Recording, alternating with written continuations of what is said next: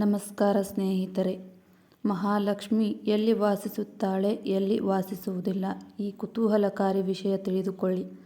ನಮ್ಮ ಜೀವನದಲ್ಲಿ ಹಣ, ಸಂತೋಷ, ಶಾಂತಿ ಮತ್ತು ಸಮೃದ್ಧಿ ಇರಬೇಕು ಎಂದು ಎಲ್ಲರೂ ಬಯಸುತ್ತೇವೆ. ಆದರೆ ಮಹಾಲಕ್ಷ್ಮೀ ದೇವಿ ಯಾವಾಗ ಮನೆಗೆ ಬರುತ್ತಾಳೆ, ಯಾವ ಗುಣಗಳಿರುವ ಮನೆಯಲ್ಲಿ ನೆಲೆಸುತ್ತಾಳೆ ಎಂದು ಈ ವಿಡಿಯೋದಲ್ಲಿ ಅದನ್ನು ತಿಳಿದುಕೊಳ್ಳೋಣ. ವಿಡಿಯೋವನ್ನು ಕೊನೆಯವರೆಗೂ ನೋಡಿ. ಎಷ್ಟೇ ಕಷ್ಟಪಟ್ಟು ದುಡಿದರೂ ಮನೆಯ ಏಳಿಗೆ ಆಗುತ್ತಿಲ್ಲ, ಅಭಿವೃದ್ಧಿ ಆಗುತ್ತಿಲ್ಲ ಎಂದು ಚಿಂತಿಸುತ್ತಿದ್ದೀರಾ? ಹಾಗಾದರೆ ಈ ವಿಡಿಯೋದಲ್ಲಿ ಹೇಳಿರುವ ನಿಮ್ಮ ತಪ್ಪುಗಳನ್ನು ಇಂದೇ ಸರಿಪಡಿಸಿಕೊಳ್ಳಿ. ಹಾಗಾದರೆ ಸ್ನೇಹಿತರೆ, ನೀವು ನಿಮ್ಮ ಮನೆಯ ಏಳಿಗೆಯನ್ನು ಬಯಸುವುದೇ ಆದರೆ ಮತ್ತು ಲಕ್ಷ್ಮೀ ದೇವಿಯ ಅನುಗ್ರಹ ನಿಮಗೆ ಬೇಕು ಅನ್ನುವುದಾದರೆ ನಮ್ಮ ಚಾನಲನ್ನು ಸಬ್ಸ್ಕ್ರೈಬ್ ಮಾಡಿ, ಈ ವಿಡಿಯೋವನ್ನು ಲೈಕ್ ಮಾಡಿ ಹಾಗೂ ಕಮೆಂಟ್ ಬಾಕ್ಸಲ್ಲಿ ಓಂ ಶ್ರೀ ಲಕ್ಷ್ಮೀ ನಾರಾಯಣಾಯ ಎಂದು ಬರೆಯಿರಿ. 1. ಪ್ರತಿದಿನ ಬೆಳಿಗ್ಗೆ ಯಾರು ಮನೆಯ ಬಾಗಿಲನ್ನು ಸಾರಿಸಿ ರಂಗೋಲಿ ಇಡುತ್ತಾರೋ ಆ ಮನೆಯಲ್ಲಿ ಮಹಾಲಕ್ಷ್ಮಿ ನೆಲೆಸುತ್ತಾಳೆ. 2. ಮನೆಗೆ ಬಂದವರನ್ನು ಒಳಗೆ ಕರೆದು ಆದರಿಸುವವರ ಮನೆಯಲ್ಲಿ ಲಕ್ಷ್ಮೀದೇವಿ ನೆಲೆಸುತ್ತಾಳೆ. ಮನೆಗೆ ಬಂದ ಮುತ್ತೈದೆಯರಿಗೆ ಅರಿಶಿನ, ಕುಂಕುಮ ಹಾಗೂ ತಾಂಬೂಲ ಕೊಡುವವರ ಮನೆಯಲ್ಲಿ ಲಕ್ಷ್ಮೀದೇವಿ ವಾಸ ಯಾವಾಗಲೂ ಇರುತ್ತದೆ. 4. ಪ್ರತಿದಿನ ಊಟ ಮಾಡುವಾಗ ಅನ್ನಕ್ಕೆ ಕೈ ಮುಗಿಯುವವರ ಮನೆಯಲ್ಲಿ ಲಕ್ಷ್ಮೀದೇವಿ ನೆಲೆಸಿರುತ್ತಾಳೆ. 5. ತಂದೆ ತಾಯಿ ಮತ್ತು ಹಿರಿಯರನ್ನು ಗೌರವಿಸುವುದು ಭಾರತೀಯ ಸಂಸ್ಕೃತಿಯ ದೊಡ್ಡ ಗುಣ.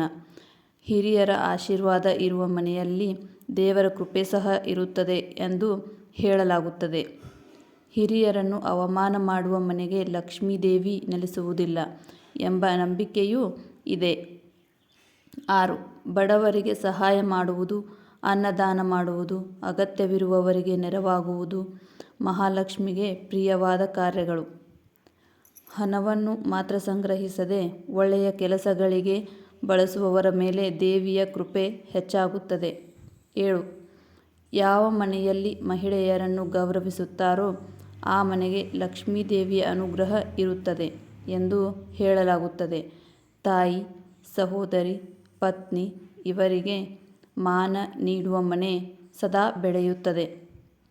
8.